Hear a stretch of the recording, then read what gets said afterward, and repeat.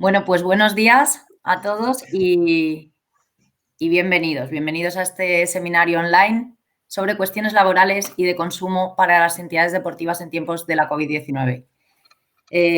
Lo primero, agradecer a los ponentes, como no, su disposición y su amabilidad por poder contar con vosotros para ayudar y resolver algunas de las dudas que surgen en el sector deportivo. Y lo segundo, gracias a los asistentes, gracias porque esto no tendría ningún sentido si no estuvieseis interesados y nos lo hubierais hecho saber. Entonces, gracias por estar aquí a todos. Espero que os sirva de mucha ayuda y seguro que sí, estoy segura de que sí. Personas de entidades deportivas, federaciones, clubes, sociedades anónimas deportivas. Espero que de verdad podamos resolveros cuestiones o dudas y ayudaros en estos difíciles tiempos que estamos viviendo en el deporte. No quería dejar de comentar que sabéis que tenemos correos para resolver dudas relacionadas con esta crisis sanitaria, con los sectores deportivos, cultural, turístico y de patrimonio. Concretamente, en unas guías especiales que la Consejería de Cultura y Turismo está colgando en la web, ha colgado en la web desde hace ya tiempo, hay unos correos, en concreto, consultasenlaguía.cit@jcil.es, donde podéis consultar diferentes dudas que serán respondidas pues de la forma más ágil posible. Sin más, voy a pasar a presentar a nuestros ponentes de hoy. Primero, David Martín, el viceconsejero de Empleo y Diálogo Social. Buenos días a todos. Buenos días, David. ¿Me permites contar un poquito tu currículum? David es licenciado en Derecho por la Universidad de Salamanca y diplomado en Trabajo Social por la misma universidad. Tiene el diploma de la suficiencia investigadora y el programa de doctorado en Derecho por la Universidad de Salamanca. Su experiencia profesional tiene en su haber el ser abogado especializado en relaciones laborales y desde 2001 ha desempeñado distintos puestos de trabajo, técnico, jefe, gerente y director, vinculados al área de recursos humanos y en empresas pertenecientes a los sectores de las tecnologías de la información y las comunicaciones, servicios, construcción, agropecuario y alimentario, hostelería, artes gráficas y restauración hospitalaria. Por tanto, tenemos aquí a un gran especialista en cuestiones laborales al que agradecemos mucho su asistencia y su presencia hoy aquí. Os presento también a la segunda de las ponentes, María Teresa Ángulo Abajo. Buenos días. Buenos días. María Teresa es licenciada en Derecho por la Universidad Complutense de Madrid y funcionaria del Cuerpo Superior de la Administración General de la Comunidad Autónoma de Castilla y León. Durante sus más de 25 años de trabajo ininterrumpido en la administración pública, ha desarrollado puestos de responsabilidad en distintas consejerías de la Administración de Castilla y León, igualmente en administración local, en la que trabajó en servicios especiales durante 8 años. Actualmente es la jefa de servicio de atención integral de consumo de la Dirección General de Comercio y Consumo de la Consejería de Empleo e Industria, puesto que compatibiliza con su actividad docente como profesora en la CLAP. Y en el Servicio de Atención Integral de Consumo gestiona de forma directa e indirecta la función de información y atención a los consumidores de toda la comunidad en sus distintas modalidades e igualmente le corresponde la gestión administrativa de la Junta Arbitral de Consumo de Castilla y León. Por lo tanto, dos expertos en la materia que estoy segura de que nos van a poder solventar muchas de las dudas que inevitablemente surgen en estos tiempos. Agradezco de verdad vuestra presencia, reitero, y sin más dilación pasamos primero con David. Gracias.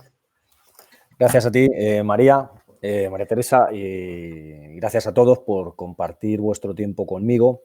Espero que esta videoconferencia os sea tan útil para vosotros como lo va a ser para mí, sobre todo en el apartado de las consultas y preguntas que me planteéis, porque es muy importante para las personas que estamos en las instituciones y que tenemos que tomar decisiones día tras día, conocer el pulso de la sociedad, de las empresas, de los trabajadores, conocer lo que ocurre ahí fuera, salir de nuestros despachos, que ahora, como consecuencia de la crisis COVID, lo tenemos pues más complicado aún si cabe, pero agradeceros que compartáis vuestro tiempo conmigo. No soy doctorado, quería hacer un apunte, no soy doctor, tengo la suficiencia investigadora en Derecho del Trabajo por la Universidad de Salamanca, pero no, ahí paré, no tengo la tesis, por lo cual no soy doctor, no me ha dado la vida para ello, aunque es un reto que tengo en mente y que espero espero poder acontecer, no tardando mucho. Y después de esta concreción voy a comenzar. El objetivo de mi exposición es daros contexto del escenario sociolaboral que estamos atravesando a día de hoy en Castilla y León, provocado, como no podría ser de otra manera, por la crisis COVID. Escenario que os va a afectar seguramente la mayor parte de vosotros que seréis empresarios del sector deportes, y es necesario que lo conozcáis os voy a dar una serie de datos de los cuales me interesa que os quedéis con 3 datos en la cabeza, que os van a ayudar a tomar decisiones, sobre todo las decisiones que tenéis que tomar a medio y a largo plazo, porque ahora en el corto plazo la mayoría de vosotros estáis en un periodo de invernación, estaréis afectados por o tendréis a vuestras plantillas afectadas por ERTEs de fuerza mayor, y seguramente vosotros estéis en cese de actividad, pero el problema viene cuando comencéis la actividad o cuando queréis retomar la actividad. Y yo os quiero dar una serie de pistas y de datos sobre el escenario que atravesamos en Castilla y León y sobre las primeras medidas que hemos acontecido por parte de la Junta de Castilla y León, acordadas en el marco y en el seno del diálogo social. En primer lugar, haciendo referencia al escenario sociolaboral que os decía, quiero que tengáis un dato en la cabeza. Castilla y León, a fecha 30 de abril, hemos cerrado este cuarto mes del año con 166.354 parados. Es el peor dato en la serie histórica desde 1966. España se acerca a los 4 millones, concretamente a 30 de abril España tiene 3.831.203 parados, de los cuales, como os decía, 166.000 corresponden a Castilla y León. Hemos aumentado en Castilla y León el desempleo en un 8,98% respecto del mes de marzo. Concretamente en 13.710 personas más. Hemos incrementado, por tanto, el desempleo en un punto más que la media nacional, que se sitúa en un 7,97%, por lo cual los datos de Castilla y León son dantescos, más dantescos aún si cabe que a nivel nacional en este mes de abril, como decía. El sector que se ha llevado la palma, como sabéis, es el sector servicios, seguido del sector construcción y del sector industrial. En Castilla y León, como os decía, 166.354 desempleados a la fecha de 30 de abril, pero el dato que tenemos que tener de referencia, aún si cabe, es el dato del empleo que se ha perdido desde que comenzó la crisis COVID. Desde el pasado 10 de marzo, que ya estábamos en los años de esta crisis, en Castilla y León se han perdido 26.048 empleos, es decir, tenemos 26.048 personas desempleadas más hasta el 19 de mayo. Esta cifra, como os decía anteriormente, es dantesca.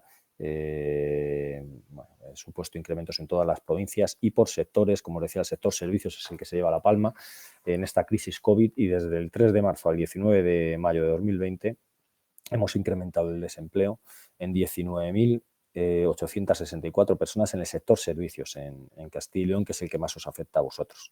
Seguidos, como os comentaba, por el sector industria, con 2.646 parados más, y el sector construcción, con 2.520 desempleados más. Las cifras, como veis, son dantescas. Estas personas que están en desempleo están inactivas, pero no solamente están inactivas ellas, sino también están inactivas todas aquellas personas que están afectas a expedientes de regulación de empleo temporal. Para que os hagáis una idea, en Castilla y León se han presentado a fecha de ayer, a 21 de mayo de 2020. Nosotros cerramos los datos a las 2:30 de la tarde, por lo cual os puedo dar los datos de ayer. Tenemos en Castilla y León presentados 33.740 expedientes de regulación de empleo temporal, de los cuales 194.790 trabajadores están afectos a ellos. Es decir, en Castilla y León, aparte de los 166.000 personas que teníamos desempleadas, concretamente os voy a dar el dato de ayer a las 11 de la noche, porque bueno, yo me acuesto todas las noches con los datos del paro, porque a las 11 de la noche tenemos un sistema, el sistema SICAS, que nos envía un correo electrónico con el número de desempleados en Castilla y León. Pues bien, anoche a las 11 de la noche teníamos 170.118 trabajadores desempleados en Castilla y León, es decir, 3.000 trabajadores desempleados más que a fecha de cierre del 30 de abril, que como os comentaba eran 166.000. Pues bien, si queremos conocer qué personas están inactivas en la comunidad autónoma de Castilla y León, tenemos que sumar a estos 170.000 118 trabajadores desempleados a fecha 21 de abril, con los trabajadores también a fecha 21 de abril, 21 de mayo, con los trabajadores afectos a expedientes temporales de regulación de empleo que no están trabajando a fecha también 21 de mayo de 2020. Y la suma de estos 194.790 más los 170.118 nos da una cifra de abril de 364.908 personas inactivas en Castilla y León. Es decir, tenemos 365.000 personas inactivas que no están produciendo en Castilla y León. La suma de los desempleados con la suma de aquellos trabajadores que están afectos a un expediente temporal de regulación de empleo. Este es el segundo dato que os quería dar. El primer dato era Castilla y León, 166.000 parados a fecha de 30 de abril. Segundo dato, personas inactivas en Castilla y León, 365.000 personas inactivas a fecha de hoy. Respecto del fenómeno ERTE, sí que os quería, porque ha afectado, como os decía, a vuestro sector con mucha más, por decirlo de alguna manera, fuerza que a otros sectores. Quería daros datos de los expedientes de regulación de empleo que se han presentado en nuestra comunidad autónoma. Respecto de los ERTEs por fuerza mayor, que son los que os afectan a vuestras actividades, sobre todo pues, a las actividades de gimnasios, centros deportivos. Los datos que tenemos a 15 de mayo son que se nos han presentado 31.255 expedientes de regulación de empleo por fuerza mayor para todos los sectores económicos, que afectan a 160.803 trabajadores. Ya hemos resuelto a fecha 15 de mayo 31.072 expedientes, es decir, el 99% de estos expedientes ya están resueltos y el 91% de estos ya han sido favorables. Hemos resuelto favorablemente 25.266 expedientes y negativamente, es decir, hemos denegado 2.566 expedientes. Respecto de los sectores, para que os hagáis una idea, el 84,80% de los expedientes de regulación temporal de empleo a fecha 30 de abril se han producido en el sector servicios, el 7,98% en el sector industrial y el 6,92% en el sector construcción, el 0,31% en el sector agrario y el 0,17% en el sector otros. Esto para que os hagáis una idea de cuál ha sido el sector más afectado, que como no podía ser de otra manera ha sido el sector servicios.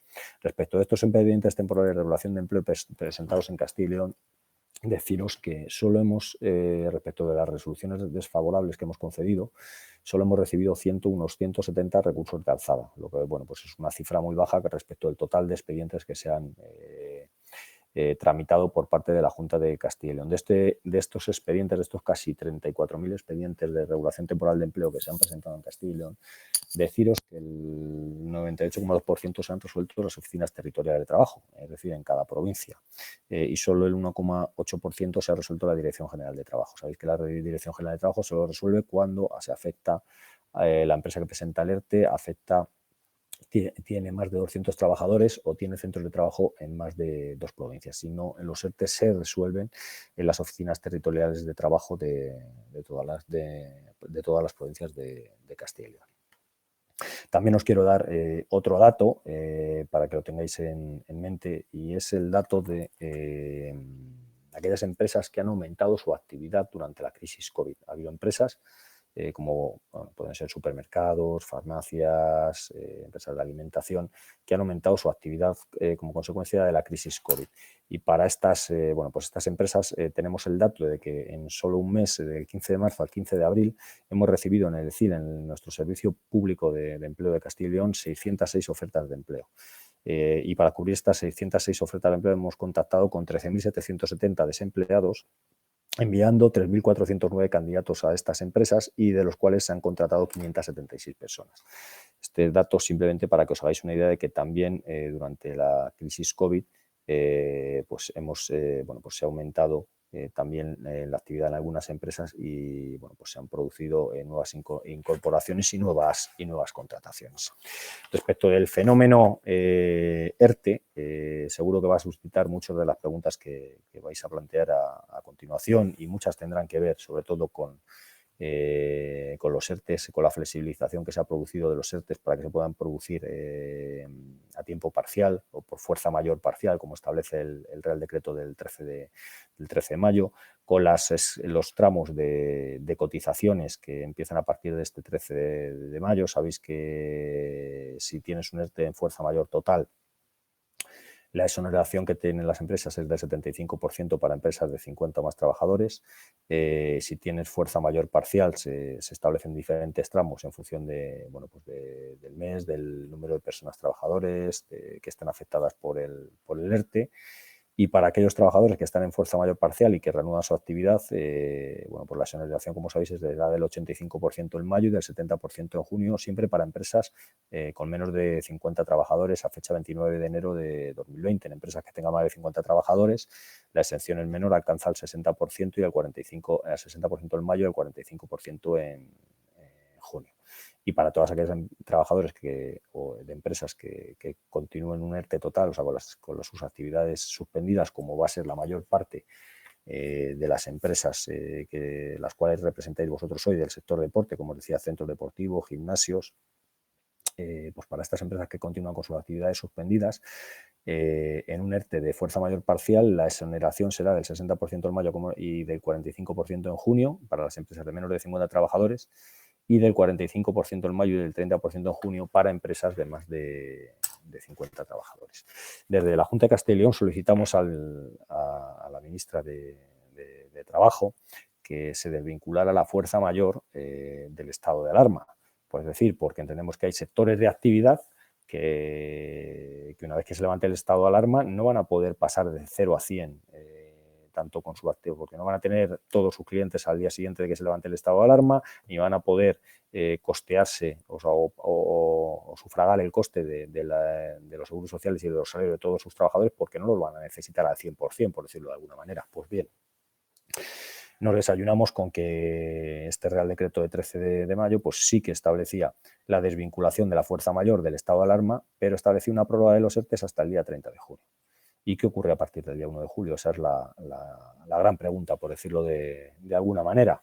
Por un lado nos encontramos con que sí que se desvincula, pero nos da una de cal y una de arena. Nosotros hemos solicitado que esta desvinculación, en base a lo que está previsto en la exposición de motivos del Real Decreto de 14 de marzo, donde se establece que la fuerza mayor es el descenso de ventas o las pérdidas de las empresas como se nos de la crisis COVID, nosotros entendemos que esta fuerza mayor se va a mantener más allá del levantamiento del estado de alarma, y ahora también entendemos que se va a mantener más allá de este 30 de junio.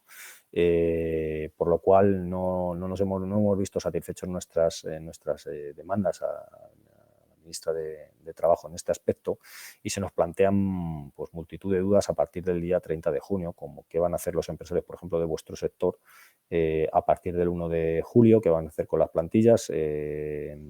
Os veréis abocados a hacer un expediente de regulación de empleo temporal por causa económica, organizativa, técnica y de producción, ya no de fuerza mayor, ya no tendrá estas exenciones que he comentado, ya tendrá que costear la cuota de cotización por contingencia común de todos los trabajadores.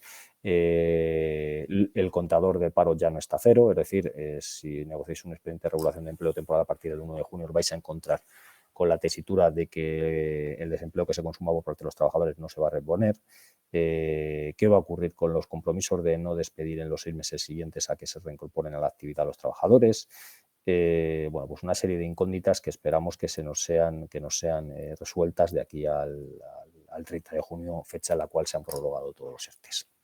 No me voy a extender más hablando de este fenómeno, porque seguramente que muchas de vuestras preguntas van a ir en esta línea, y me voy a centrar ya en las medidas que ha adoptado la Junta de Castilla y León, en las medidas más importantes, porque muchas, pero me voy a centrar en las más importantes que os pueden afectar como empresarios y trabajadores, medidas que se han firmado en el marco del seno del Consejo del Diálogo Social el pasado 25 de marzo y que posteriormente se ratificaron en las Cortes de Castilla y León el 24 de abril para publicarse la mayoría de ellas en un decreto ley, en el decreto ley 2/2020 de 16 de abril. ¿Por qué se ha adoptado esta figura o esta herramienta del decreto ley? Pues por un criterio administrativo para que las ayudas se puedan, por decirlo de alguna manera, dar mayor agilidad, sean más ágiles y las empresas y los trabajadores las puedan percibir antes.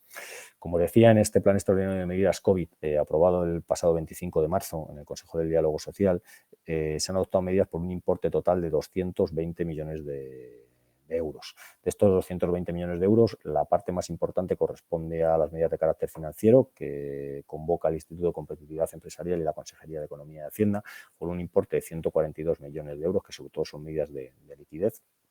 Y las medidas que nos corresponden a la Consejería de Empleo e Industria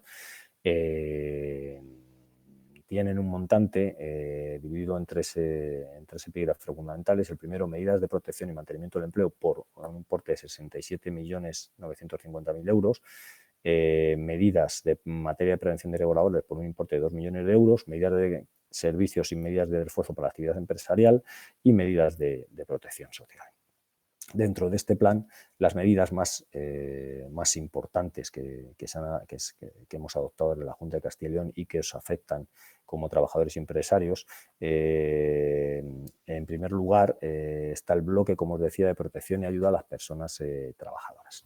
En este bloque hay la primera ayuda que ya existía en el marco del diálogo social en el Plan de Empleo de Castilla y León, PAPECIL 2020, pero que ahora hemos adaptado a la crisis COVID. Es una ayuda dirigida a la compensación económica para todos aquellos trabajadores que estén afectados por expedientes de regulación de empleo como consecuencia de la crisis COVID. Es decir, todos aquellos trabajadores que a partir del 14 de marzo estén en un expediente de regulación temporal de empleo van a poder acogerse a esta subvención por parte de la Junta de Castilla y León para sufragar y compensar la pérdida de su poder adquisitivo.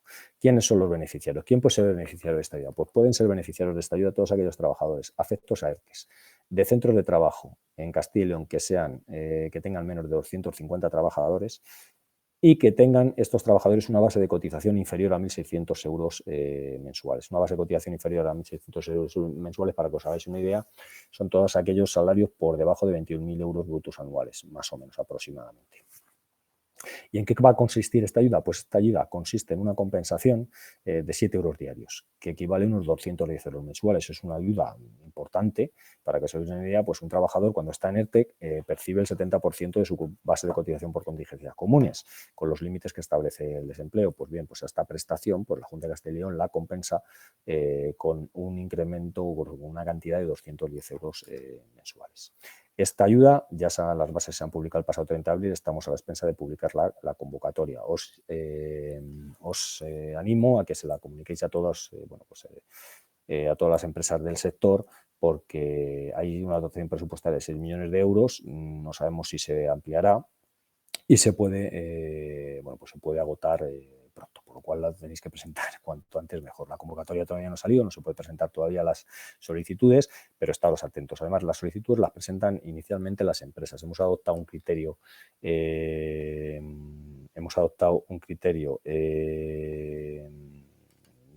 sentido común por parte de Castilla y León para que ningún trabajador se quede sin solicitar estas ayudas y sean las empresas las que en primera instancia las soliciten, aunque en la convocatoria seguramente que también se permitirá a los trabajadores individualmente presentar estas solicitudes, pero en primera instancia serían las empresas para evitar que en una empresa, por ejemplo, de 15 trabajadores o de 10 trabajadores, imaginaros que 8 las presentan y 2 se quedan sin presentar esta ayuda. Pues nos podemos encontrar con la situación de que se produzca un conflicto interno en la compañía porque hay 8 trabajadores que están cobrando el 70% de su prestación por desempleo, pero y más los 210 euros. Y hay 2 que bien no se han enterado de la ayuda o bien no tienen los medios por decirlo de alguna manera, a su acceso para solicitarla, porque a día de hoy pues esta ayuda solo se podría solicitar por medios telemáticos con certificado digital y si estos trabajadores no lo tienen no podían acceder a ella. Pues bien, las empresas pueden solicitar las ayudas en nombre y representación de sus trabajadores.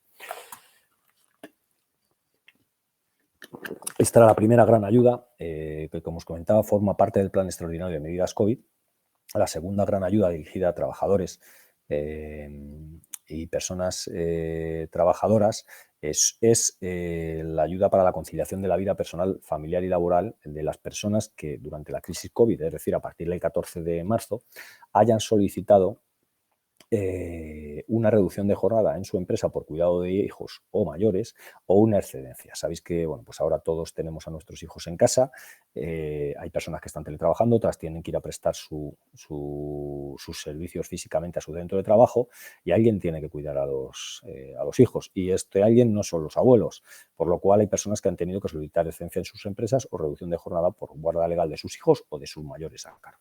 Pues bien, la Junta de Castilla y León va a compensar a estas personas y les va a subvencionar con una ayuda que para aquellos que hayan solicitado una excedencia por cuidado de hijos o mayores de al menos un mes, pues la ayuda es de 250 euros mensuales. Y aquellas personas que hayan solicitado una reducción de jornada de al menos un 40%, pues la parte proporcional a esta reducción de jornada, siempre y cuando que los ingresos de la unidad familiar no superen los 35.000 euros en base imponible del IRPF. Esta es la segunda gran ayuda de protección a personas trabajadoras.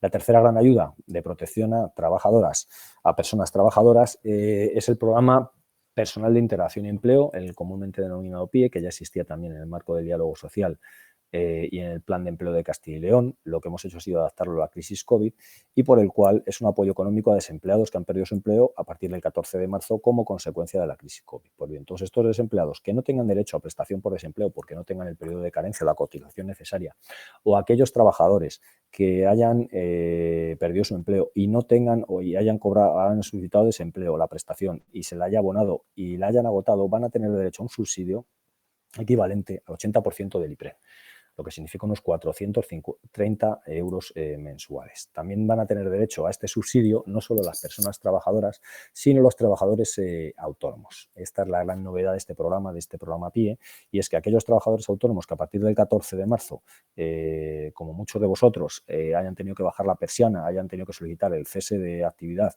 y no hayan podido cobrarlo porque no cumplieran los requisitos o lo hayan empezado a cobrar y hayan hayan agotado esta prestación por cese de actividad, pues pueden acogerse también a esta ayuda de 430 euros que equivale al 80% del IPREM.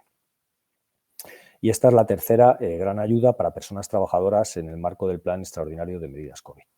El segundo gran bloque importante de ayudas son las ayudas al fomento del empleo para empresas y para trabajadores autónomos. Este gran bloque de ayudas para contratación, para aquellas empresas que hayan contratado a partir del 14 de marzo, bien porque hayan incrementado su actividad o bien porque necesitaban realizar determinadas contrataciones,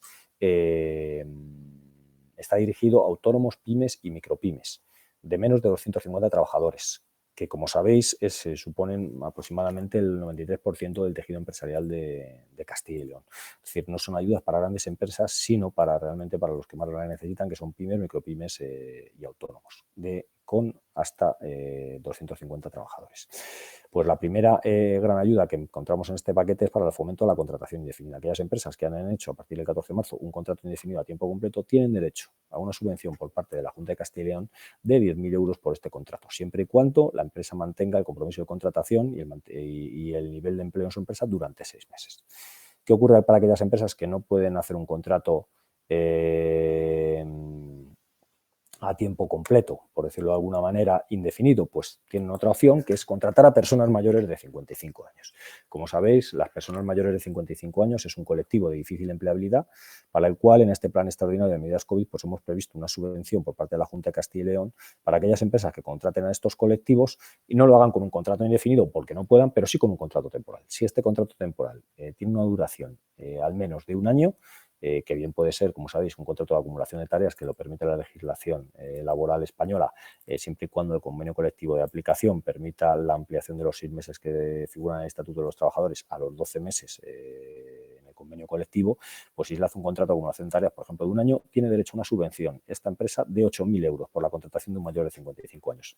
No solo puede ser un contrato de acumulación de tareas, también podría ser lo de interinidad por cobertura de una baja o un contrato de obra y servicio, siempre y cuando contratemos a un mayor de 55 años. Con un contrato temporal que al menos dure un año, tenemos derecho a una subvención por parte de la Junta de Castilla y León de 8.000 euros, subvención importante. ¿Y qué ocurre para aquellas empresas que no pueden hacer un contrato indefinido a tiempo completo, ni pueden contratar o no han podido contratar a mayores de 55 años, pero han realizado contratos temporales también por el incremento de su actividad como consecuencia de la crisis COVID. Por ejemplo, un supermercado.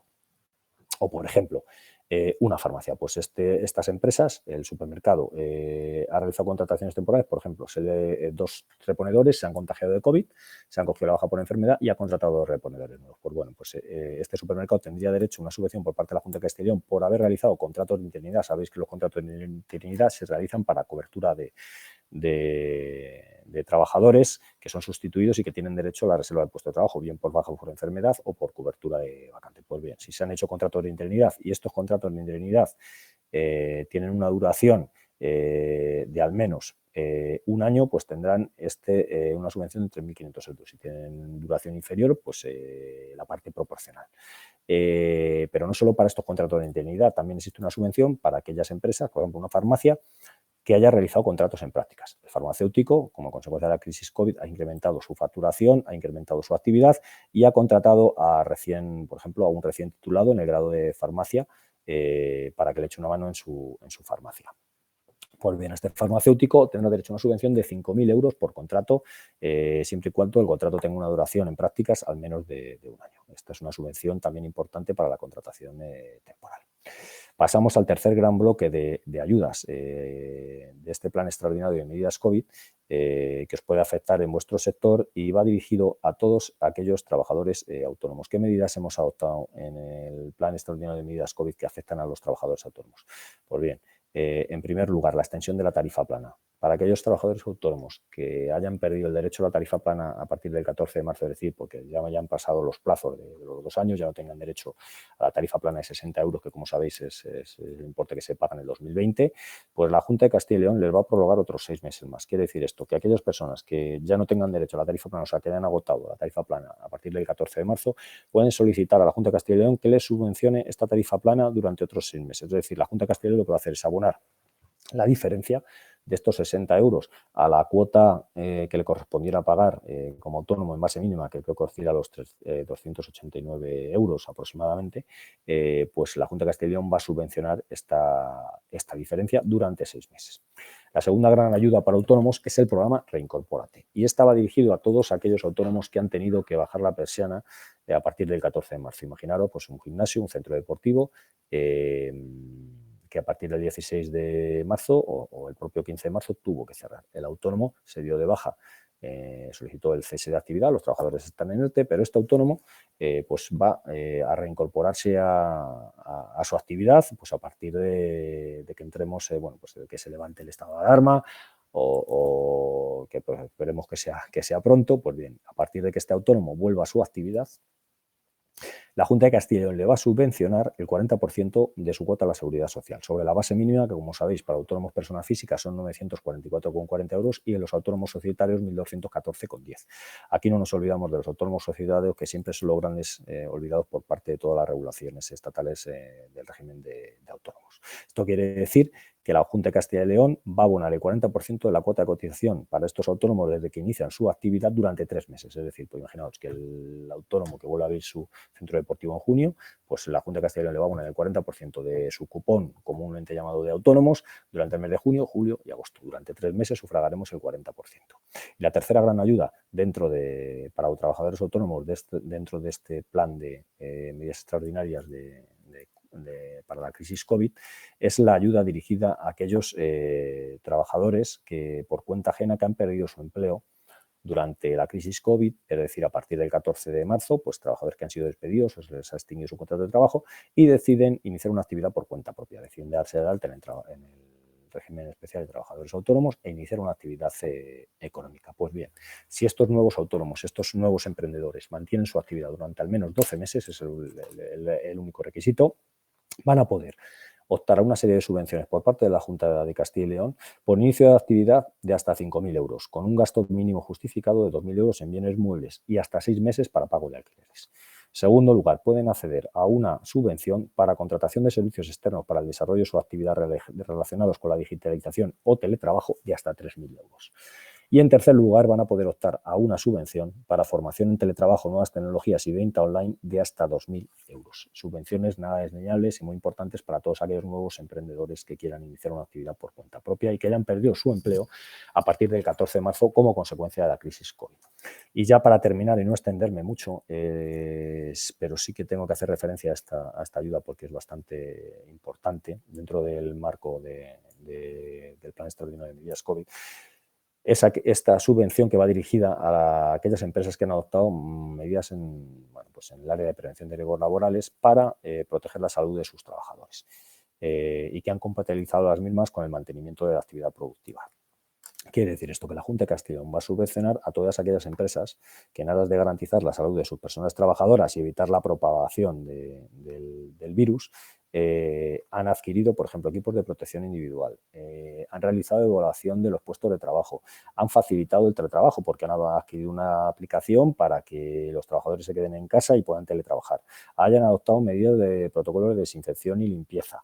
Pues todas estas empresas van a tener derecho a una subvención de la Junta de Castilla y León del 80% del gasto que hayan tenido con un máximo de 2.000 euros. Imaginaos una empresa que se ha gastado 5.000 euros en mascarillas, por la Junta de Castilla y León le va a pagar 2.000 euros. Una empresa que se ha gastado en pantallas faciales 1.000 euros, por la Junta de Castilla y León le va a pagar 800 euros. El 80% del gasto con un máximo de 2.000 euros. Y esta es la última gran ayuda a la que quería haceros referencia dentro del marco extraordinario de medidas COVID.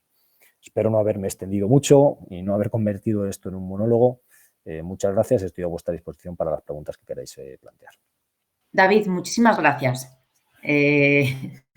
La verdad que a mí me ha gustado tu exposición, claramente, y bueno, pues las preguntas que tengáis que os vayan surgiendo, por favor, escribidlas en el chat y al final, después de la exposición de María Teresa, vamos contestándolas, si os parece. Muchas gracias, David. Vamos con María Teresa. Hola, buenos días. Bueno, voy a intentar ser lo más breve posible porque después de la exposición que ha hecho David tan magnífica, yo voy a ser un poquito más breve. Mirad, en primer lugar quiero agradecer tanto a la directora como al viceconsejero la participación en este seminario, porque creo que es importante también en el ámbito deportivo que se conozcan aspectos de la gestión del consumo que a lo mejor os sorprenden y que ahora en esta crisis que ha sobrevenido y que nos está impactando a todos, pues están teniendo su importancia. Yo soy Teresa Angulo, la jefa de servicio del Servicio de Atención Integral de Consumo, y dentro de este servicio se gestionan fundamentalmente dos actuaciones. Por un lado, se gestiona la atención a los consumidores de Castilla y León. ¿Qué es atención a los consumidores? Pues supone, en primer lugar, una gestión directa de todas las consultas, preguntas, dudas que se susciten sobre la legislación de consumo. Os podéis imaginar que durante las 10 semanas que llevamos de pandemia y de declaración de estado de alarma, pues el servicio de atención al consumo en su dimensión de atención telemática por Internet y de atención telefónica ha tenido un volumen de consultas bastante relevante. De hecho, los primeros 15 días estuvimos en servicios mínimos con atención presencial porque no podíamos dejar de atender el volumen de correos, sobre todo, que nos llegaban. Pero además de la gestión directa, se hace una gestión indirecta. ¿Por qué? Porque la información a consumidores no solo sería imposible, no solo puede recaer en un servicio de la Administración de la Comunidad Autónoma, sino que también desde este servicio se coordina la información que se aporta desde las oficinas municipales de información a consumidores, las OMICs, que todos las conocéis, y también la información que están proporcionando, que también está siendo muy relevante, por las asociaciones de consumidores y usuarios de Castilla y León, que si bien es verdad que no tienen atención presencial, porque esto en el estado de confinamiento no lo hemos podido realizar nadie, sí que están realizando una muy buena acción de atención telemática. O sea que, por un lado, atendemos las consultas de consumidores y usuarios. Yo sobre esto quería detenerme un poquito porque creo que hay un concepto de consumidor y usuario que puede que sorprenda sobre todo a los clubs deportivos. Mirad, la legislación, Castilla y León tiene un estatuto del consumidor, que es una legislación muy reciente, es del año 2015, y actualiza el concepto de consumidor, porque tenemos la idea de que consumidor es el señor que va a una tienda y paga. Bueno, pues es un poquito más amplio que eso. Concepto de consumidor, y es relevante a los efectos de todo lo que voy a explicar a continuación, dice la ley que consumidor es aquella persona física o jurídica y aquellas entidades que actúan sin ánimo de lucro en cualquier ámbito de actividad que no sea ni comercial ni empresarial. Si entendemos que los clubes deportivos, de conformidad con su naturaleza jurídica, tienen una naturaleza de entidades de naturaleza asociativa, que su organización y funcionamiento está sometida a la legislación del derecho de asociación, podremos interpretar que los clubes deportivos son consumidores. Y eso es una naturaleza radicalmente diferente a la que tienen los titulares de centros deportivos o los titulares de gimnasios, porque ellos encajan, sin embargo, en el concepto de empresario que tiene el Estatuto del Consumidor. Y os leo muy brevemente, porque lógicamente son conceptos más complejos, pero os leo muy brevemente el concepto de empresario que tiene el Estatuto del Consumidor. Dice que empresario es aquella persona física o jurídica, pública o privada, que actúe con un propósito vinculado a la actividad comercial, empresarial, oficio o profesión. ¿De acuerdo? Esa es la primera cosa. Los clubs sois consumidores, los titulares de centros deportivos o de gimnasios sois empresarios, a los efectos de la legislación de consumo.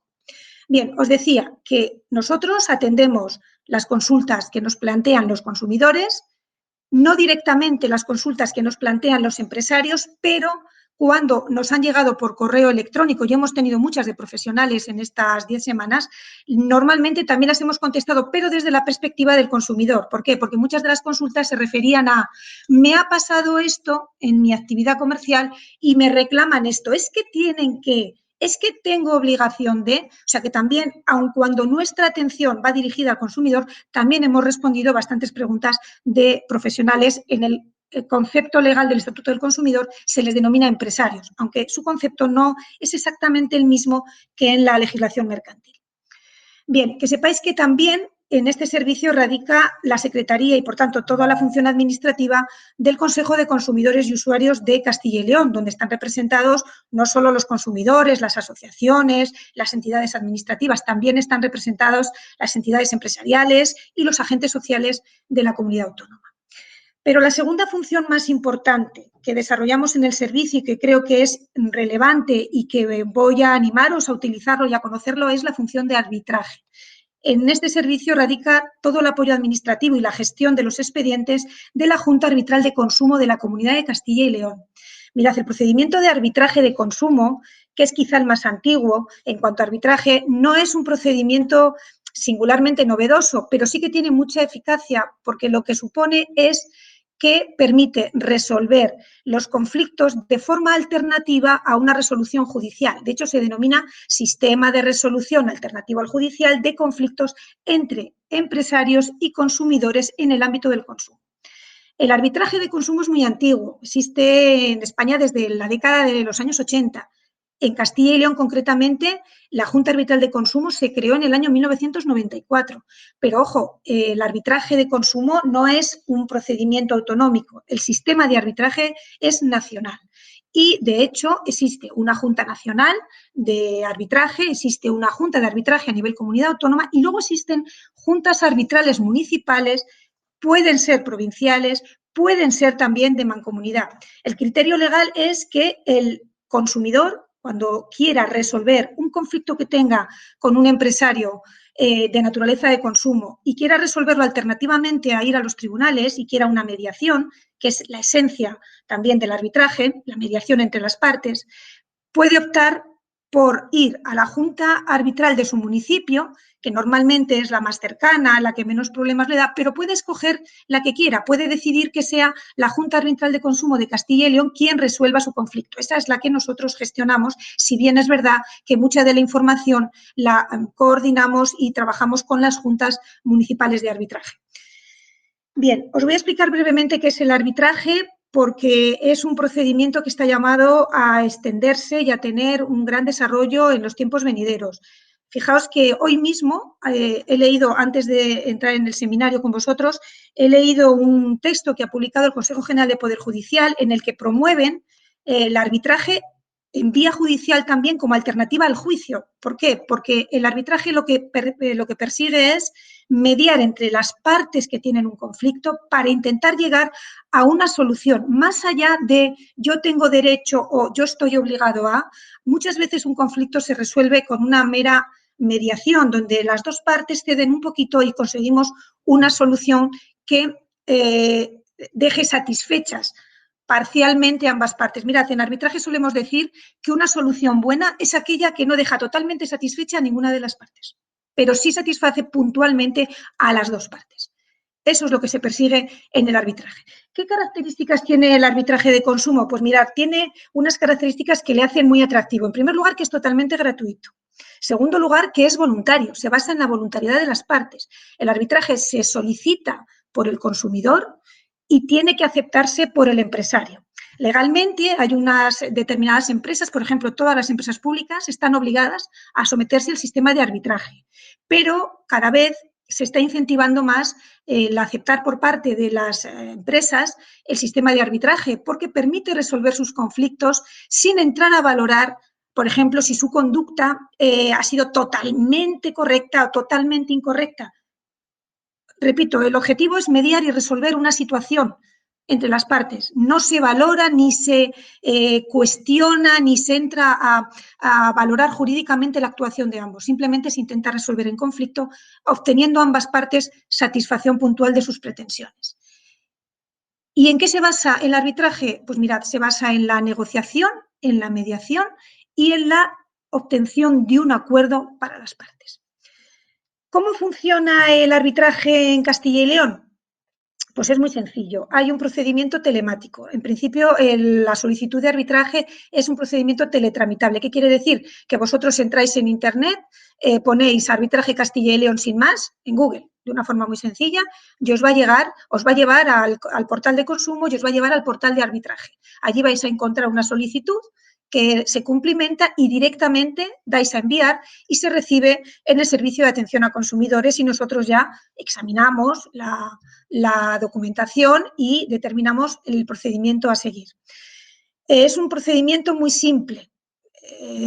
Se puede hacer también por escrito. De hecho, fijaos, en esta etapa, aunque voy a entrar ahora con más detalle, pero solo os lo anticipo, en esta etapa convulsa de estas 10 semanas donde ha sido tan difícil acceder a los registros y presentar documentación, salvo que fuera por Internet, nosotros hemos tenido 172 peticiones de arbitraje, hemos abierto 172 expedientes, todos de actuaciones y reclamaciones anteriores al COVID, porque para que entren en arbitraje, normalmente, previamente, el consumidor lo que ha tenido es una relación con el empresario con el que mantiene el conflicto, intentando algún tipo de resolución voluntaria, sin interferencia y sin intervención de terceros. Cuando llegan a nosotros, normalmente ya se ha producido esa fase anterior. Bueno, pues en estas 10 semanas hemos tenido 172 solicitudes. Para que os hagáis una idea del volumen de trabajo, la Junta Arbitral de Consumo de Castilla y León, que ya os digo es una de las que funciona, que luego están las capitales de provincia, prácticamente todas tienen, las hay provinciales, incluso alguna de mancomunidad. Nosotros directamente gestionamos al año unos 2.000 expedientes. Otro rasgo que quisiera destacaros, aparte de la simplicidad, la gratuidad del procedimiento del arbitraje, es su ámbito competencial. El arbitraje de consumo tiene un ámbito competencial, es decir, puede conocer de un volumen de asuntos mucho más importante que las propias reclamaciones. ¿Qué quiero decir con esto? Por ejemplo, en materia de juego, la tramitación de los expedientes de juego no se lleva por consumo. Hay unas unidades específicas administrativas que lo gestionan porque tienen su singularidad. Pero, sin embargo, el arbitraje de juego sí que se lleva por las juntas arbitrales. Pasa lo mismo con el tema de los viajes combinados, los vuelos, los transportes, que están en conflicto, la hostelería, la restauración, son todas ellas materias cuyas reclamaciones no se llevan directamente por consumo, sino que se llevan por otras unidades administrativas también y, sin embargo, el arbitraje de consumo sí que puede conocer de esos asuntos. Es decir, su ámbito competencial es muy amplio, mucho más amplio que el de la mera reclamación de consumo y eso nos gusta explicarlo porque a veces hay consumidores que piensan que, y también empresarios, que como la reclamación de consumo no es posible porque la han rechazado, porque no se tramita en esta unidad, en este servicio territorial, ya no tengo otra vía de acción. Pues sí, siempre tiene la opción del arbitraje. Cuidado, sí que quiero aclarar una cosa. La presentación de una reclamación y la reclamación de arbitraje o la petición de arbitraje no son incompatibles entre sí. Si la conducta de en un determinado supuesto es constitutiva de una infracción administrativa, la reclamación prosperará si es de consumo en la vía de consumo, si es de turismo en turismo, si es de juego en las administraciones de juego, etcétera. Eso es diferente porque lo que se persigue mediante una reclamación de este tipo es la reparación de la legalidad, la reparación de la normativa y del estado jurídico que se ha visto vulnerado, si es que así ha sucedido y es lo que se comprueba durante el expediente sancionador. Pero lo que se persigue con el arbitraje es totalmente distinto. En el arbitraje, como os adelantaba antes, no se cuestiona la actuación de las partes. Lo que se persigue es negociar, mediar y solucionar un conflicto entre dos o entre varios, porque puede existir un arbitraje conjunto cuando hay un volumen de reclamaciones idénticas, se puede hacer de forma conjunta también.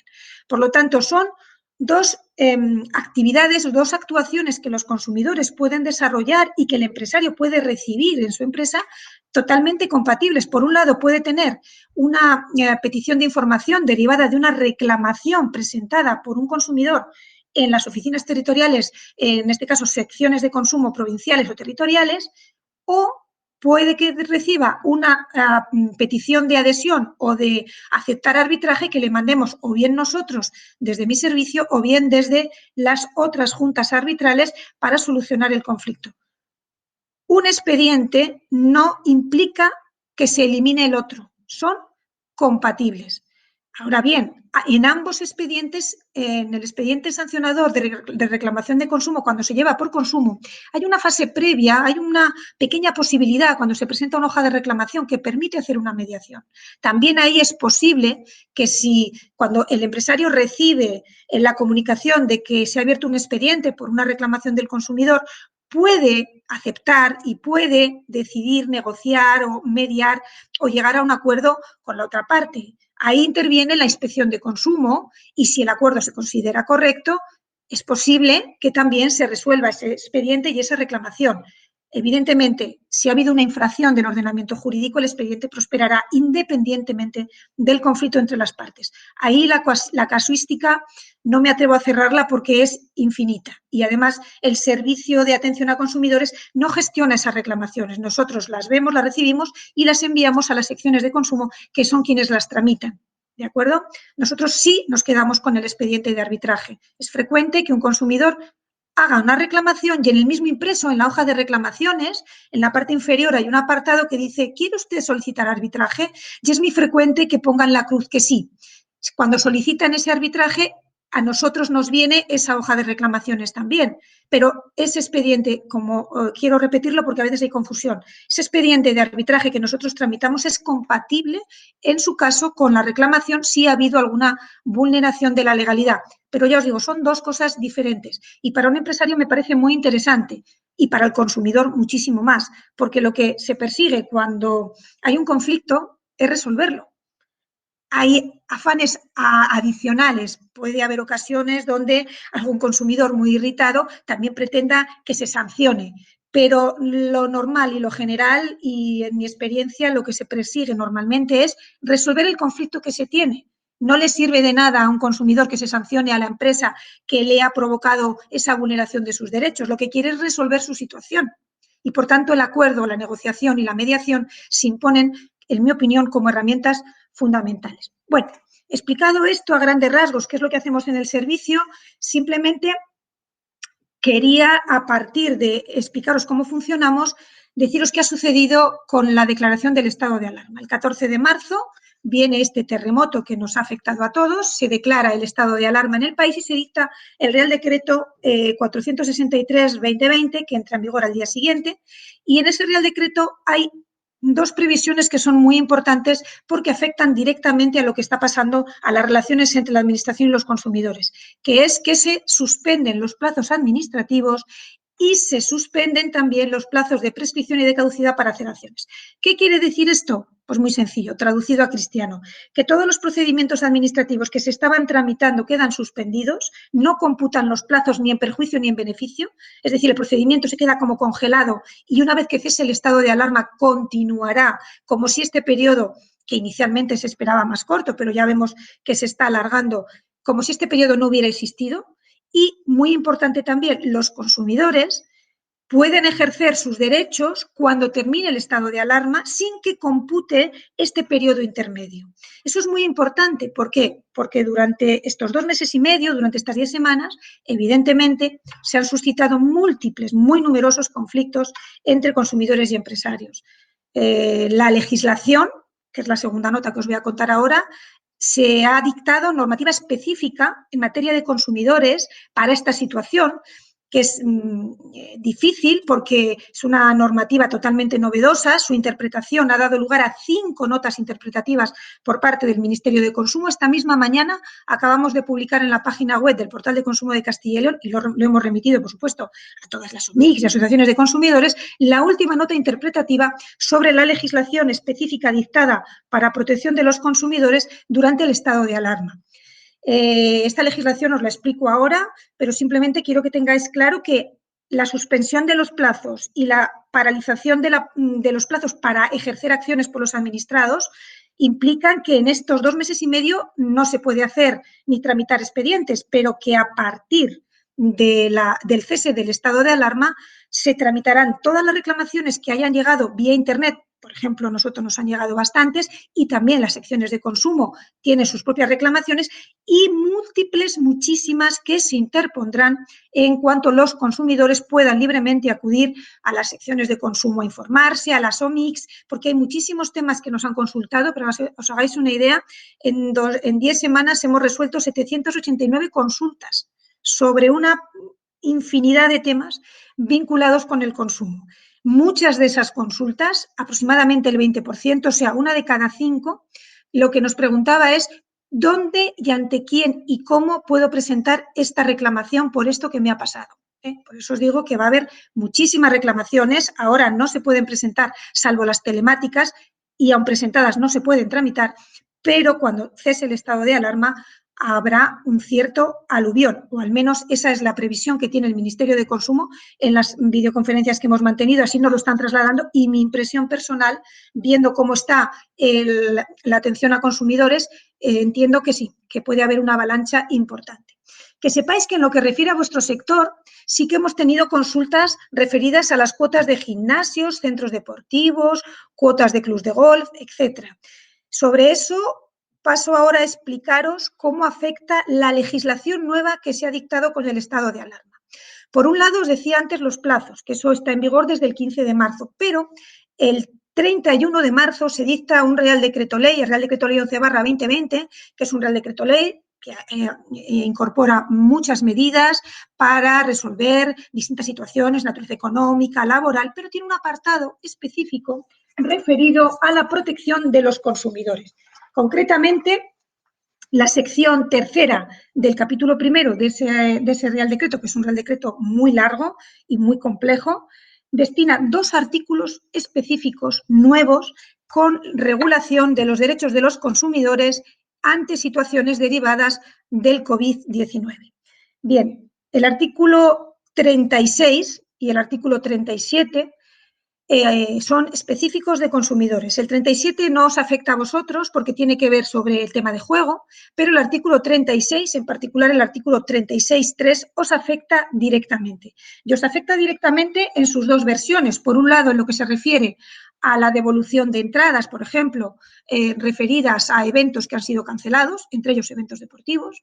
Y por otro lado, el artículo 36.3 también se refiere a lo que son las cuotas o lo que se denomina la prestación de contratos de trato sucesivo, que traducido a lenguaje no jurídico son las cuotas de gimnasios, guarderías, academias, colegios mayores, residencias de estudiantes. Bueno, la pluralidad de aplicaciones de esta previsión es enorme. Voy a explicaros, en primer lugar, qué sucede con esta nueva legislación que se dicta y que entra en vigor el 2 de abril de 2020, cuando se cancela un evento de naturaleza deportiva, que os afectaría a vosotros.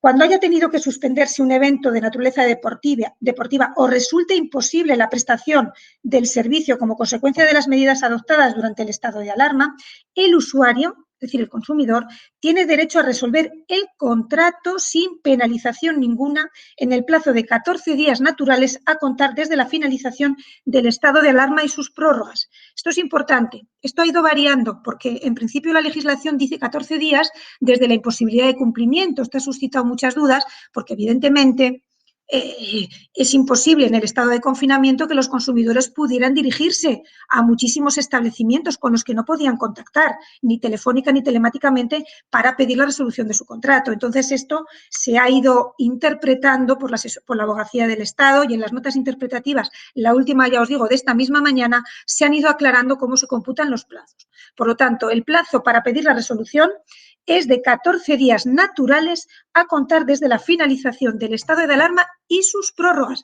Recuerdo que estamos en una prórroga.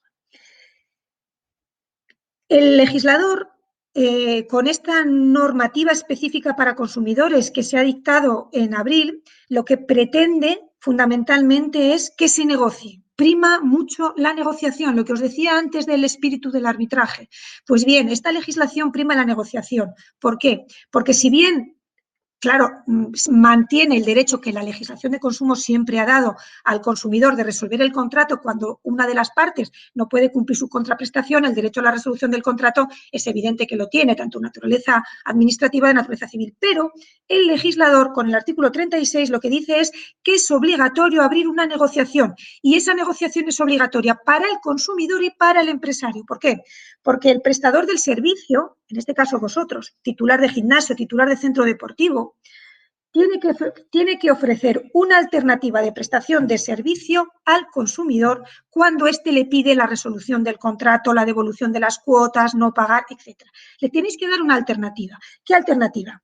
Pues bonos, vales sustitutorios. Hay gimnasios, nos consta porque nos lo han preguntado vía consulta, que han desarrollado sus actividades online. A ver, la normativa dice que se puede resolver el contrato ante la imposibilidad total del cumplimiento de la prestación. Si el gimnasio está ofreciendo esas clases o esas actividades o esa monitorización deportiva a través de Internet, online, vídeos, YouTube, en fin, distintas opciones porque ha habido una enorme variedad, nosotros desde Consumo hemos entendido que no hay una totalidad de incumplimiento por parte del empresario y que, por tanto, ahí opera la negociación entre las partes, que es obligatoria. Esta negociación dura 60 días, ¿de acuerdo? O sea, el consumidor en 14 días pide la resolución, la devolución, etcétera, 60 días para negociar, transcurridos los cuales, si no hay acuerdo, bien porque el empresario no haya ofrecido alternativas, bien porque estas alternativas no son aceptadas por el usuario, entonces hay que reembolsar los importes abonados sin que necesariamente y en todos los casos suponga la rescisión del contrato, pero sí la devolución de los importes, ¿de acuerdo? Esto tiene su complejidad. En el caso de los bonos, que seguro que me lo vais a preguntar, a ver, cuando se ha pagado bono hay dos modalidades de pago de bono. Hay bonos que son anuales y hay bonos que son por mensualidades. Los bonos mensuales, evidentemente, no se pueden seguir cobrando, pero los bonos que son anuales, transcurrida la negociación, lo que se puede hacer y lo que algunas sociedades deportivas me consta que han hecho es devolver la parte proporcional de los meses en los que no se ha podido realizar la contraprestación a la que se refiere el abonado. Bien, que sepáis que sobre esto no son matemáticas, es una legislación nueva, novedosa, que tenemos que ir interpretando y donde hasta las propias notas informativas y aclaratorias que hace el Ministerio de Consumo, que es el responsable de dictar esta legislación y cuyo espíritu conoce mejor que nadie, pues él es el que la ha dictado, dice que la negociación es la esencia y hace una reconvención a las partes, tanto consumidores como empresarios, para que, por favor, negocien todo lo posible y que la opción de la resolución del contrato sea la última alternativa, el mal menor. Y en ese sentido, creo que también van a ir las resoluciones de arbitraje, por lo que hemos podido comentar los árbitros y el presidente de la Junta Arbitral de Consumo. La mediación se impone, la negociación es obligatoria, hay que ser imaginativos, buscar soluciones que permitan consensuar y compatibilizar los intereses de todos. Y recordad la frase que os dije antes, que a mí me la contó un árbitro y me gustó mucho. La mejor solución es la que no convence a ninguno, pero resuelve el conflicto de los dos.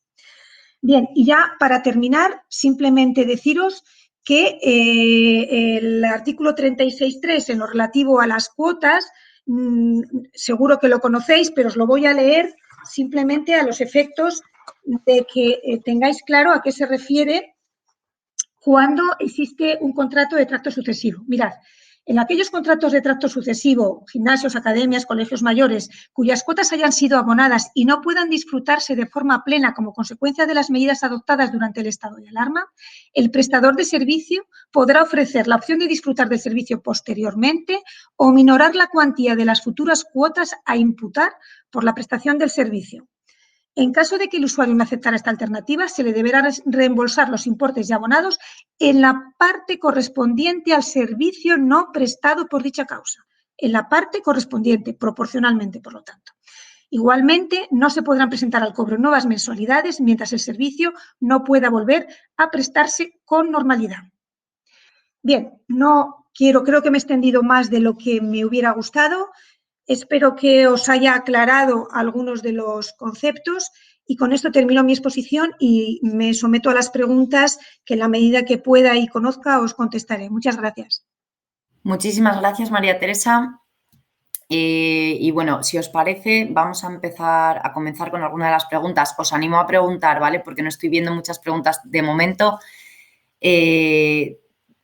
La que estoy viendo así más reciente, que además, bueno, voy a colocaros que nos podáis visualizar a todos. A ver. Aquí, ¿no? Yo creo que bien, nos veis a todos, espero. Vale, me preguntan justo ahora mismo de qué ley se trata. Yo creo que es a la que has hecho referencia de manera reciente, María Teresa. Sí, mira, es el Real Decreto Ley 11/2020 de 31 de marzo. Salió publicado en el boletín, en el BOE, es normativa estatal. Toda esta normativa de la que yo he hablado, en el estado de alarma, digamos que hay un mando único y toda esta legislación nacional ha sido dictada por el Ministerio de Consumo, por el Estado. Vale. Si entran en nuestro portal, si entran en el portal de Consumo de Castilla y León, tienen toda esta legislación puesta, ¿eh? Vale, gracias. Francisco nos pregunta que si la opinión de técnicos jurídica en Castilla y León referente a la no obligatoriedad de devolución del importe de licencia coincide con el manifestado por las administraciones en otras comunidades autónomas. Bueno, se refiere a las licencias de federados, supongo, en el ámbito deportivo. Es que, claro, el tema de las entidades deportivas que estamos, sobre todo para las que están asistiendo, son federaciones deportivas y clubes deportivos. Sí que habrá gente probablemente de alguna sociedad anónima deportiva, pero bueno, la entidad propia la personalidad propia de estas entidades pues es diferente, ¿no? Y preguntan por las licencias, la devolución de licencia, del importe de una licencia deportiva. Bueno, pues si coincide con otras comunidades autónomas. No sé si esta pregunta te la vamos a poder responder en este foro. Vamos a ver, tendríamos que consultarlo. No me atrevo a adelantar una respuesta porque además pregunta si coincide con lo que hacen otras comunidades autónomas y evidentemente ese dato yo no lo tengo ahora. Bueno, yo creo, si puedes reformular, Francisco, la pregunta de forma que te podamos ayudar más, digamos, que podamos ayudarte de forma concreta, te lo agradeceremos, ¿vale? Otra pregunta de Ricardo Martín hace referencia a que en el caso de que finalice el estado de alarma, pero sigan las medidas de distanciamiento social, ¿obliga a reactivar el servicio, por ejemplo, a un deporte de alto contacto como artes marciales? A ver, desde la perspectiva de consumo, no es que esté obligado. Nosotros lo que analizamos es la relación que tiene el usuario que tiene contratada esa prestación con esa entidad que le presta el servicio. Si el servicio no se presta, indudablemente no puede haber abono ninguno de cantidad. Ahora mismo el estado de alarma impide a los consumidores y a los empresarios realizar la prestación del servicio. Cuando ya no exista esta limitación, la no prestación de servicio es un incumplimiento contractual. La pregunta es muy genérica y la estoy contestando muy genérica, pero claro, si se puede prestar el servicio y no se presta, el usuario, evidentemente el consumidor, tiene derecho a resolver el contrato sin ninguna penalización, ¿eh? Vale, voy a hacer una pregunta más en este chat de preguntas y cambio porque hay más preguntas en el otro chat en el que es el adecuado, ¿vale? Eduardo de Celis, de nuevo, comenta más bien que el problema que ve es la retroactividad de este decreto, es decir, que las cuotas de la segunda quincena de marzo de 2020, por ejemplo. Sí, es correcto, pero es un tema que vamos a ver el recorrido judicial que tenga si es que llega ahí. Evidentemente es lo que en mi exposición he intentado trasladar la novedad de toda esta legislación. Es totalmente diferente a la que tradicionalmente existe en materia de consumo. Entonces, como establece, digamos, la obligación de negociar entre las partes, el tema de la retroactividad, en principio, es aplicable, porque el artículo 36.3 lo establece con claridad. Es decir, el servicio no prestado no se puede cobrar. En un ámbito un poquito diferente, pero, por ejemplo, que hemos tenido muchísimas consultas, residencias de universitarios, las cuotas de las residencias de universitarios, por supuesto que tienen que devolverlo de esos 15 días. Otra cuestión es, cuidado, que si se ha generado unos gastos, por ejemplo, de custodia, unos gastos que el empresario va a tener que desglosar y justificar, que no constituyen penalización, sino gastos objetivos, se puede justificar y se puede descontarle de la devolución. Pero eso hay que desglosarlo y justificarlo y, en última instancia, si el consumidor reclama, pues se analizará por la inspección de consumo si es la competente o dependiendo de qué órgano tenga que tramitar ese expediente. ¿De acuerdo? Pero, en principio, la retroactividad está en la legislación estatal y es aplicable, sí. Vale, vamos a comenzar por las primeras preguntas, si os parece. En este caso, bueno, José Manuel Alonso indica que cómo puede ser que el 30 de junio se terminen los ERTEs, David, está para ti, y que quieran que en el mes de julio, que es un mes flojo, uno de los más flojos para los gimnasios, empecemos a pagar todo y quieran que cobramos un sueldo cuando nos van a poner restricciones en el aforo. Pues es una de las peticiones, como os he dicho en mi exposición, que hemos trasladado desde la Junta de Castilla y León a la ministra de Trabajo en este caso. Nosotros con el Real Decreto del 13 de mayo, pues como os he dicho, nos llevamos un jarro de agua fría porque entendíamos que nosotros habíamos solicitado la extensión de la causa de fuerza mayor más allá del levantamiento de estado de alarma. Lo que no nos esperábamos es que nos concedieran la desvinculación de la causa de fuerza mayor del estado de alarma, pero nos limitaran los ERTEs a la fecha 30 de junio.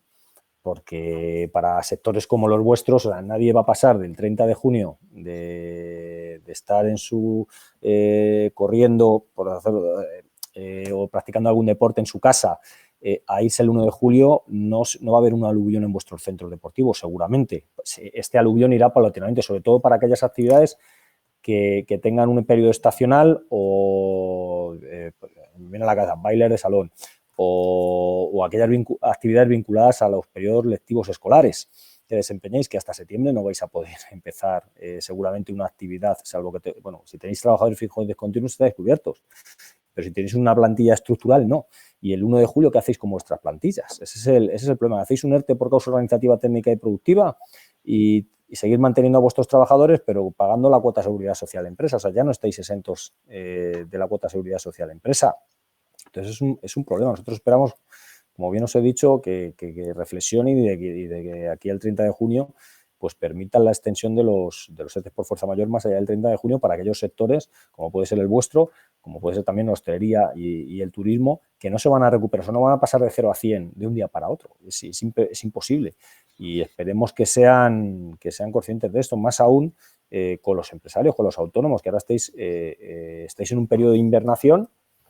El autónomo está cobrando el cese de actividad, sus trabajadores están en un ERTE por fuerza mayor, pero claro, este periodo de invernación se acaba, estáis pagando el mantenimiento de vuestras instalaciones, los alquileres de vuestras instalaciones.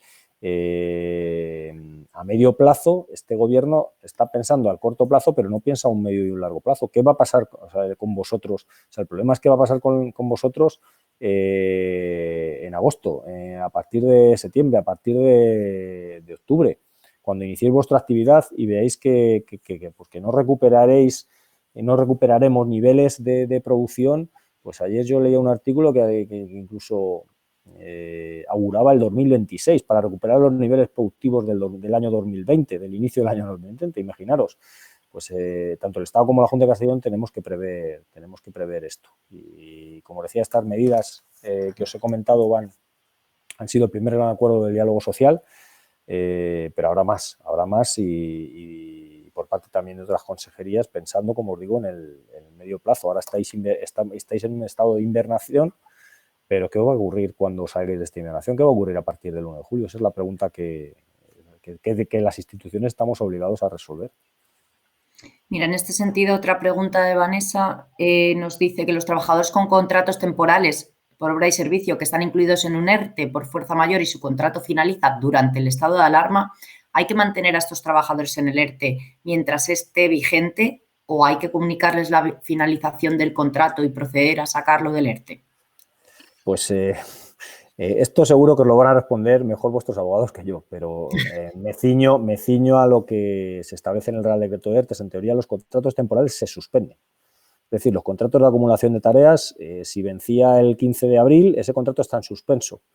El periodo que estemos afectado por el estado de alarma, ese contrato, por decirlo de alguna manera, no cuenta, esos días no cuentan. O sea, una vez que se levante el estado de alarma, vuelve el contador de los días que faltaran por terminar ese contrato. Y cuando imaginaos que faltan 15 días, pues el 15 de julio se acaba, o después del estado de alarma, porque la suspensión solo es para el estado de alarma de los contratos temporales. Imaginaos que acabamos el estado de alarma, pues dentro de 15 días,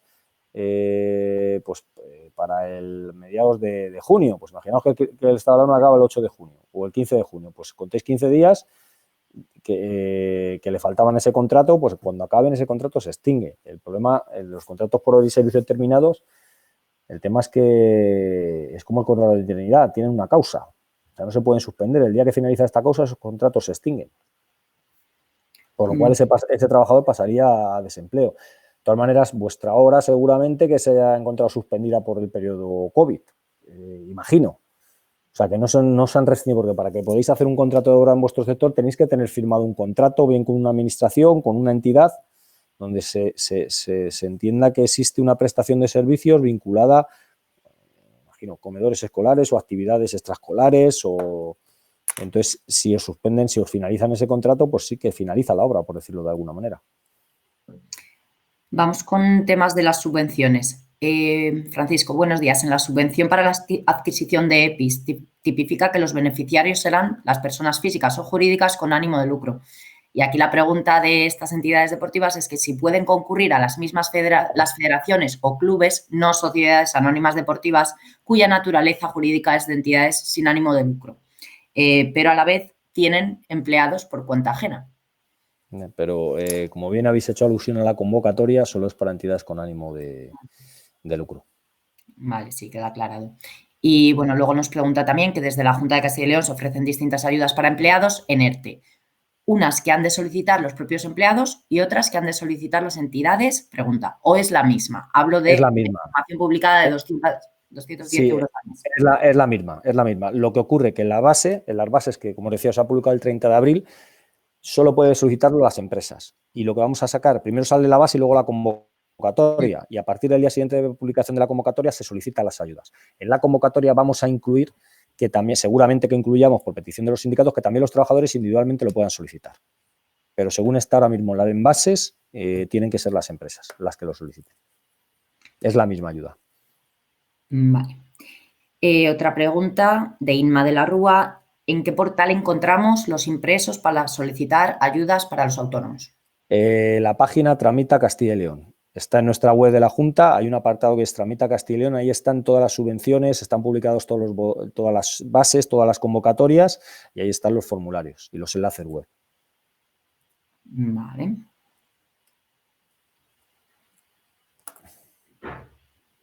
Vale, en cuanto a las dudas con la devolución de licencias y de las federativas y del posicionamiento del CSD o de las diferentes comunidades autónomas, es algo que yo creo que no es pues el posicionamiento de los jurídicos, tendremos que consultarlo con ellos, ¿vale?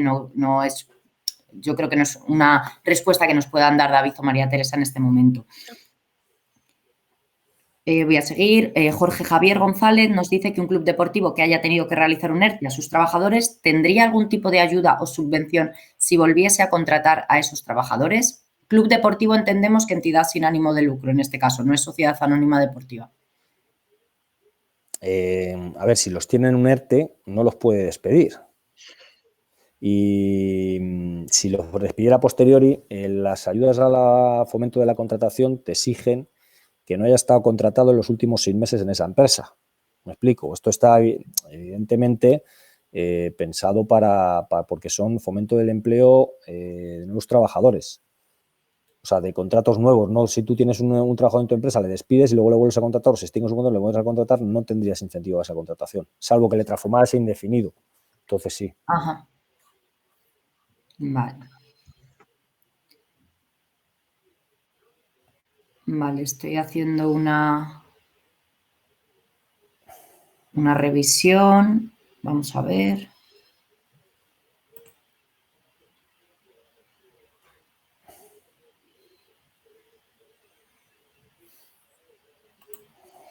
No sé por qué no me aparecen, no me permite. A ver, ahora creo. Ya se me había ido un poquito, yo creo, la conexión.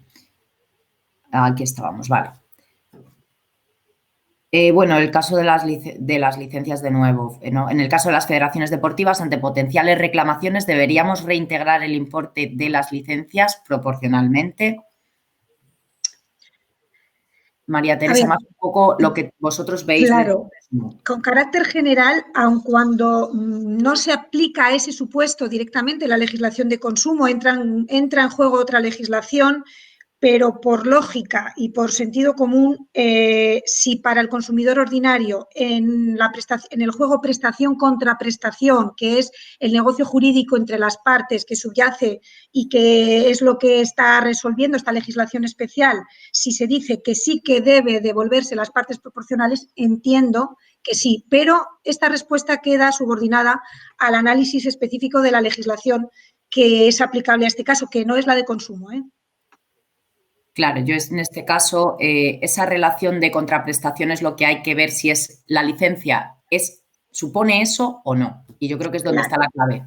La clave. Es que es diferente. O sea, la relación, el negocio jurídico que hay entre entidad y federado y cuyo elemento de fusión es la licencia, no es lo mismo que el negocio jurídico entre empresario y consumidor, ¿eh? Y se aplica legislación diferente. Entonces, eso hay que analizarlo con detalle. Vale, en el caso de ERTES, de nuevo, en el caso de que a partir del 30 de junio y acabe el estado de alarma, cuando no se pueda reanudar la actividad de forma obligada, por ejemplo, porque no se puede abrir el lugar de trabajo, ¿tampoco hay contemplada en el Real Decreto ninguna medida sobre cómo actuar? No, o sea, si no hubiera terminado al 30 de junio el estado de alarma, entendemos que los ERTES, o sea, que la causa mayor seguiría. O sea, porque esa desvinculación, o sea, que harían otra prórroga. O sea, es que no tendría ningún sentido que siguiera el estado de alarma por alguna circunstancia y los ERTES de aquellas actividades que están suspendidas precisamente por el estado de alarma, porque no son servicios esenciales, porque puede haber aglomeraciones, no se puede mantener la distancia de seguridad, o sea, que estas actividades, estando en estado de alarma, se tuvieran que llevar a cabo. Entiendo que prorrogarían prorrogarían más tiempo, si cabe, esa fecha del 30 de junio. Gracias. Vamos un poco rapidito con las preguntas hacia David. Voy a intentar filtrar, porque tiene que terminar, tiene que acudir a otra reunión. ¿Cómo haremos los autónomos? Pregunta Alejandro Pérez. Que cambiemos la sede una vez finalice el estado de alarma a Castilla y León. Nos guiaremos con las leyes de nuestra comunidad. Comunidad supongo de procedencia, que no es Castilla y León, entiendo, o nos acogeremos a las ayudas y leyes de Castilla y León. En cuanto tengas un centro de trabajo dado de alta en Castilla y León, tienes derecho a todas las ayudas que nosotros, como os comentaba, por ejemplo, la de los ERTES, que se exige el centro de trabajo en Castilla y León. O sea, en cuanto tengas domicilio social, fiscal en Castilla y León, por tu centro de trabajo, tienes derecho a las ayudas. A las que he comentado de la Consejería de Empleo e Industria. Vale. Voy a revisar un poquito. Vale, estas estaban ya. Estoy revisando un poco por si... ¿Cómo tiene que tramitar la empresa en el SEPE la finalización de un contrato fijo o discontinuo que está actualmente suspendido por estar incluido en un ERTE de fuerza mayor y que va a finalizar mientras está vigente dicho ERTE? Pues en teoría, esta pregunta es... no es competencia nuestra, es del SEPE estatal, pero te comento.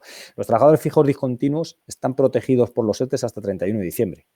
O sea, por los fenómenos de fuerza mayor. O sea, todas aquellas actividades, como decía, temporales, que no sabemos, como los trabajadores fijos discontinuos, cuándo van a empezar, las clases de baile de salón que os comentaba antes, o determinadas actividades que no sabemos si vamos a tener alumnos o no, cuándo vamos a empezar o no vamos a empezar, están protegidas por los ERTEs hasta 31 de diciembre. En teoría, no habría que comunicarlo, porque están suspendidos.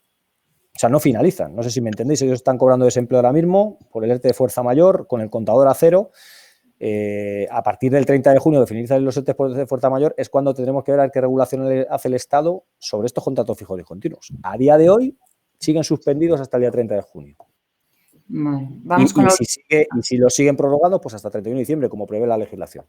Vale, sí. Yo creo que esta pregunta también, y ya te dejamos marchar. Es que lo siento, porque he pasado un magnífico, bueno, pues rato con vosotros, pero es que a la 1:30 tengo otra videoconferencia.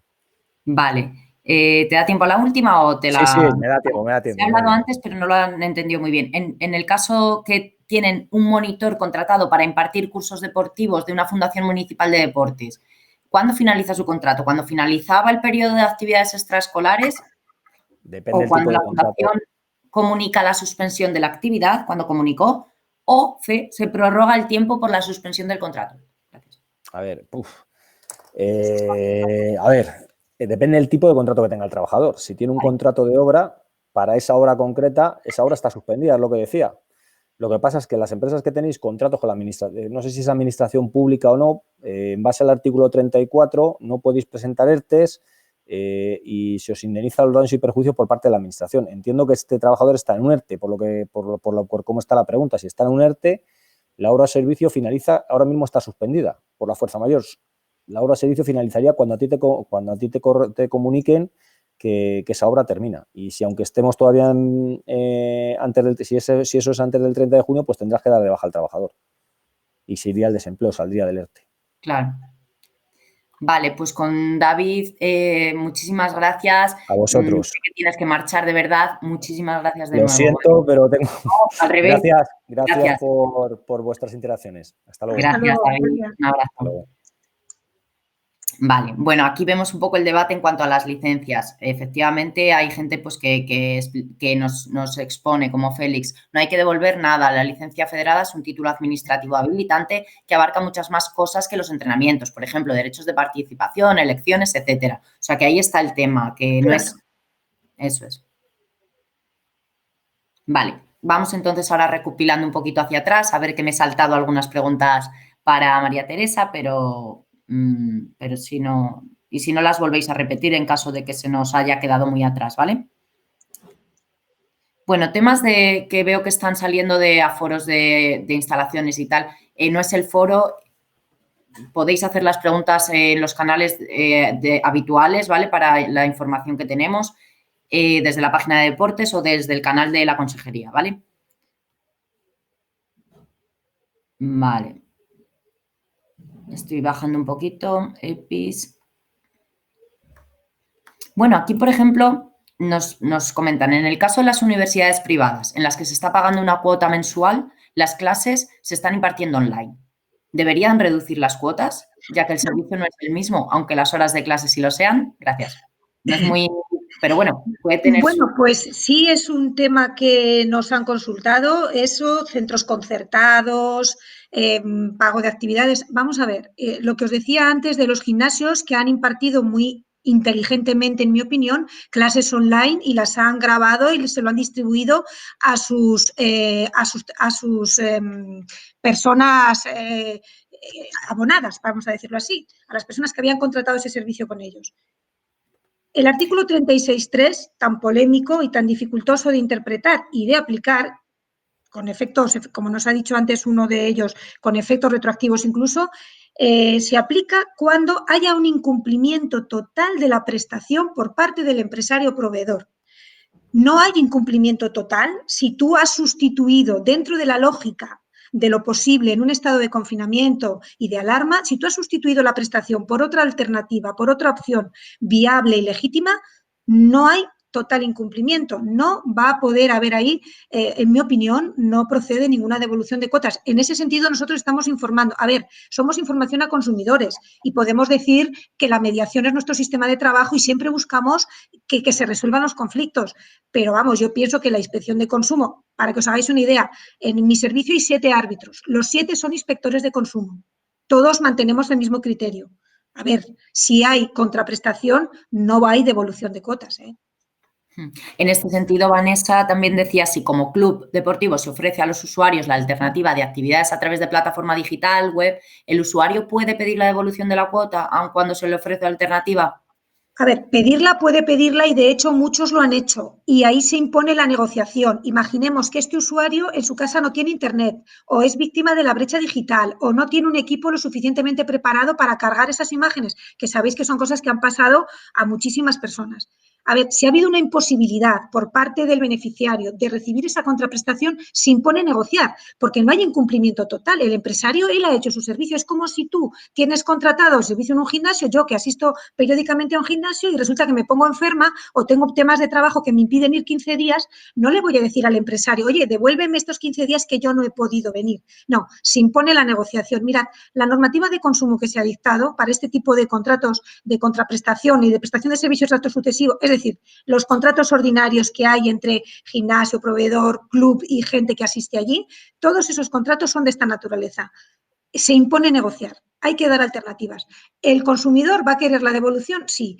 Tú como empresario, propietario del gimnasio, propietario del club, negocia con él, dale alternativas. A lo mejor le puedes dar un tiempo más, le puedes permitir algún uso adicional que antes no tenía. Hay que negociar. Pedirlo lo van a pedir mucha gente porque no ha podido beneficiarse, pero tú no has incumplido totalmente. Se impone la negociación. Vale. Bueno, ¿alguna pregunta más, por favor? Estaba leyendo una, pero me ha desaparecido. No sé qué ha pasado. Relacionada con natación. No sé si la queréis volver a poner.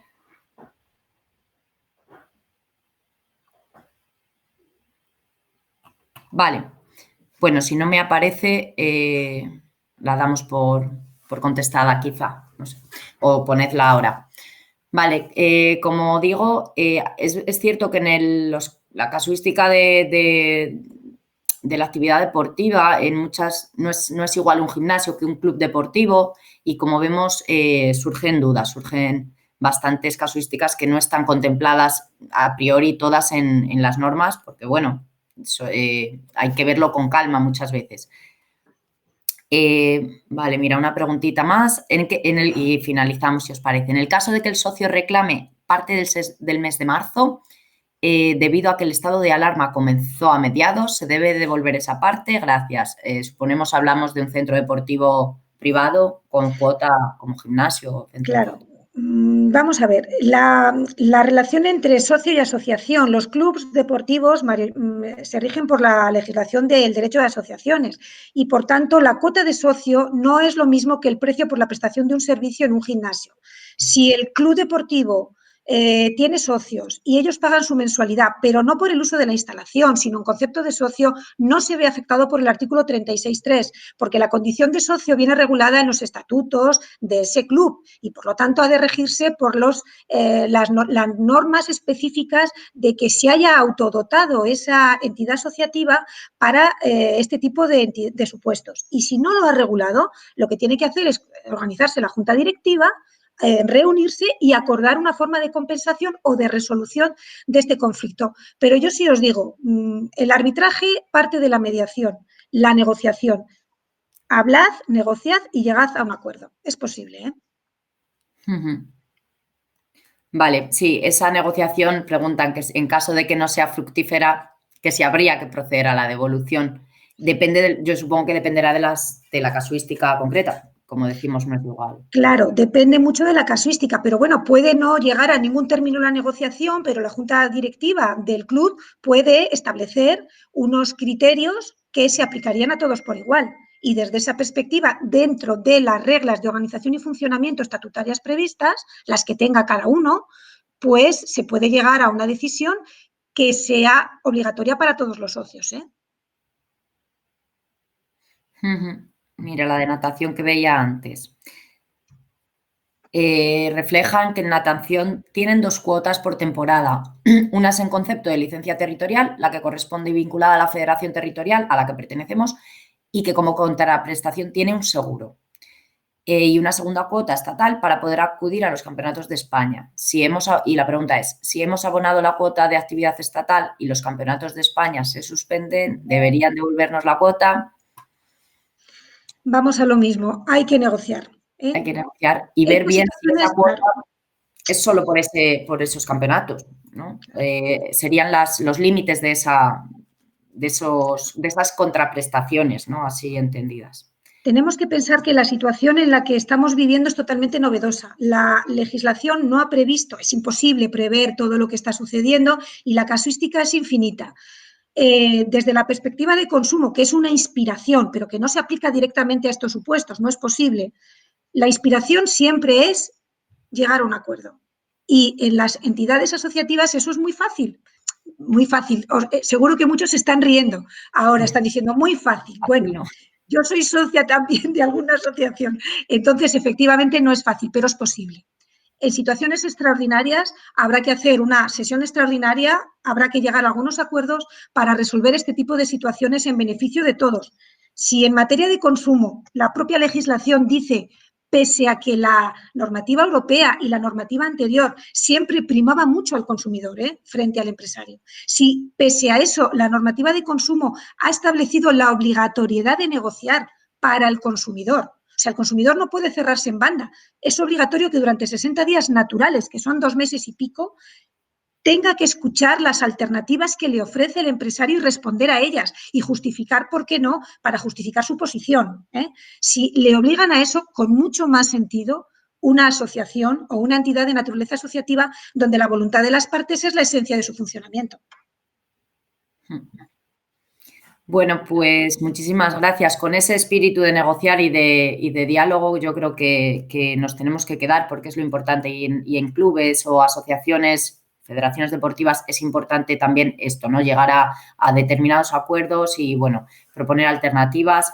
Es cierto que la situación es excepcional y es muy novedosa, muy cambiante además las normas y, bueno, tenemos que ir poco a poco interpretando y aplicando. Pero bueno, yo agradezco enormemente porque no son fáciles de responder o de intentar responder muchas de las cuestiones que aquí han salido y que continuarán saliendo porque es inevitable, ¿no? Pero sé que el espíritu de nuestros 2 ponentes pues ha sido el de intentar solventar, explicar de una manera además pues fácil para nosotros, ¿no? Que los lenguajes jurídicos muchas veces pues no son lo más sencillo de comprender. Entonces, agradezco enormemente a los ponentes, María Teresa y David, que ya tuvo que marchar. Y bueno, al resto, a los asistentes, gracias por vuestra participación. Seguimos en contacto totalmente para dudas. Ya también nos han abierto la posibilidad de que hay correos para consultar dudas de consumo o laborales. Las deportivas, concretamente, también sabéis dónde dirigiros. Pero este es el primero de los webinars o seminarios online que tenemos pensado hacer con vosotros y con todo el sector del deporte. Así que seguid atentos y los anunciaremos convenientemente. Muchas gracias y esperamos que hayáis tenido buena sesión. Gracias. Gracias, hasta luego, adiós. Gracias, María Teresa. Gracias. Gracias a todos.